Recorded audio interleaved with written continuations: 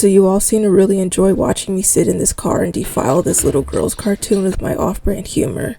So the episode starts with Apple Bloom nearly getting stampeded to death because everybody's rushing to get Bill Cosby's jam. So Apple Bloom is like, oh wow, you're like 248 years old.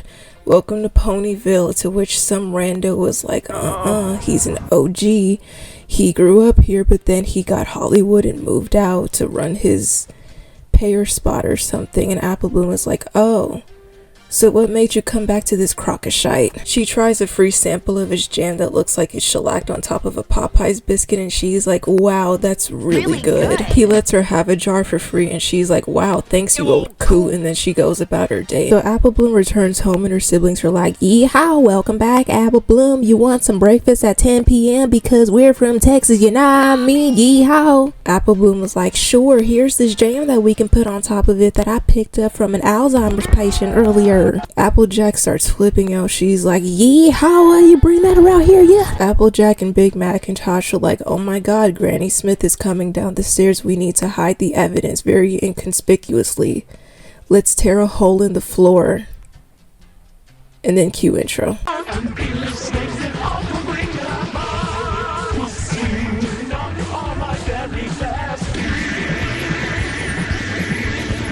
So Apple Bloom is obviously confused. She's like, y'all are tripping balls. Why? And Applejack is like, you slow child. Don't you know that there's a feud between the apples and the pears? Apple Bloom questions why, and Applejack is like, oh my god, you were literally so dumb. I actually don't know either. Big Macintosh doesn't know either.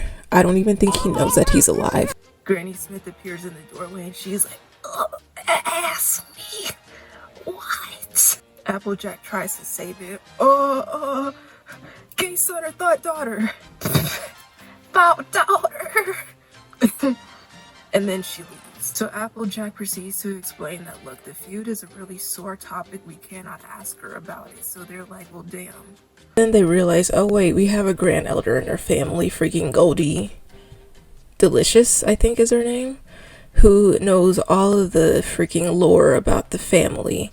Let's go on a road trip and ask her. They pull up to her shack and the woman is a hoarder. The woman is like, I am 126 years old. They explain that, hey, we ran into one of your pear fossils yesterday. Maybe there's a way we can fix this feud. And she's like, I don't know about that, but I can sure tell you the story, yeah? She whips out an old family book from her pile of dog shit.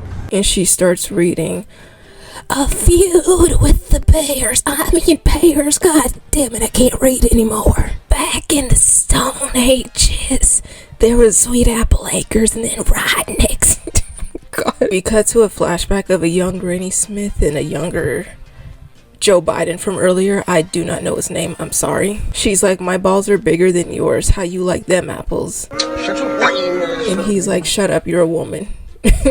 So all of the apples and the pears literally hate each other's freaking guts except for the toddlers. Also, the toddlers sound like adults for some reason. So that was interesting. My mom says if you hold a buttercup under your chin, it'll make your chin glow. But it doesn't work on me. See?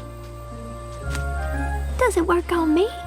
Midway into the flashback, Applejack realizes, wait, those are our parents. So I just thought about it. I'm still watching the episode as I'm recording this. Are Applejack's parents dead? Because it just dawned on me that we've never seen them at all in this series. But we've seen Granny Smith's old self.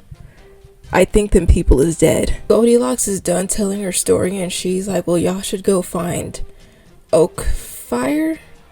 Backwoods, whatever the dude's name is. Y'all should go find him and talk to him. So they go track him down. He's like, yeehaw, I love the young people, yeehaw. Backwoods is very forthcoming and he goes off into a flashback about how he and, oh my god, I'm forgetting his name, Bright Mac are racing and he got distracted by, I don't know her name either, Pear Butter, and he ended up veering off and running into a water tower, to which her father comes out and is like, you messed this up, yeah.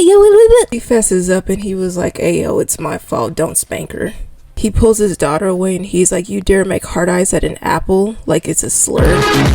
And then because keeping your kids from other kids that they like helps a lot, because kids don't sneak around and lie and stuff.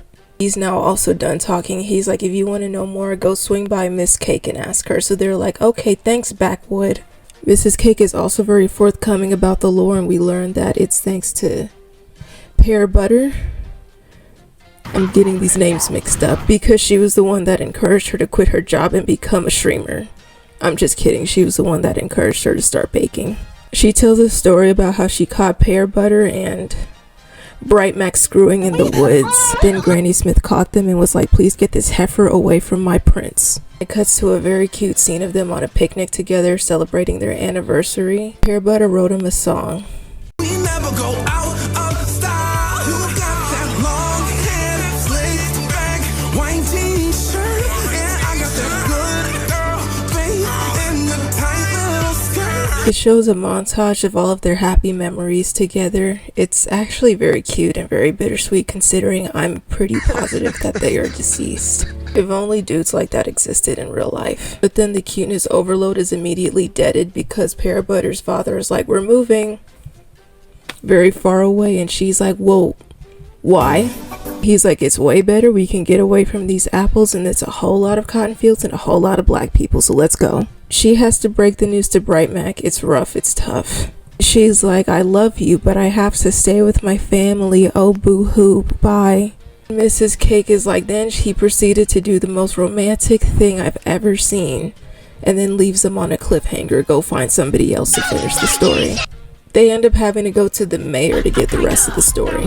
Bright Mac and Pear Butter had a cute little secret wedding at the edge of town, and the mayor was the one who initiated it. Her hair was pink, by the way. Once again, the cuteness overload is immediately deaded, and the vibes have deteriorated because their parents have pulled up. They somehow figured out about the wedding. So at this point, they finally have to just make it clear to their parents, look, we love each other, we don't give a damn what y'all think. They didn't say it that strongly, obviously, but I'm paraphrasing. Now they're officially married, and Pear Butter's like, well, look, the apples are my family now too, we're married. And so the father is like, well, are you choosing to be an apple over a pear? Again, he says it like it's a slur, and she's like, don't make me choose. It's actually pitiful, really. So the dude stands on it 10 toes down. He's like, yes, I am making you choose. I'm putting you in the very uncomfortable position to choose between us, your family, and your love. And she's like, well, I choose them then. At this point, they all decide, look, we need to get these two together, and we need to talk to both of them because this is getting absolutely ridiculous. They go back to see Grandpear. He already knows that they're his grandkids, and they're able to hug it out and make up. So then next they have to go see Granny Smith. Granny Smith and Grandpear, yeah, they reunite, and they're like, we're sorry. I should have never let this feud get in the way of our family. I should have never left. This episode is actually really sad. So the grand elders are able to finally squash the generations long feud and make up.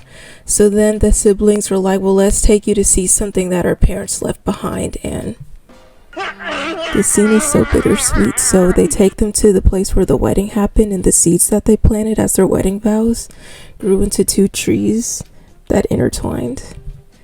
It's so cute, but this episode is so sad. Y'all got me watching this. And then ultimately, that's how this adorably sad episode ends.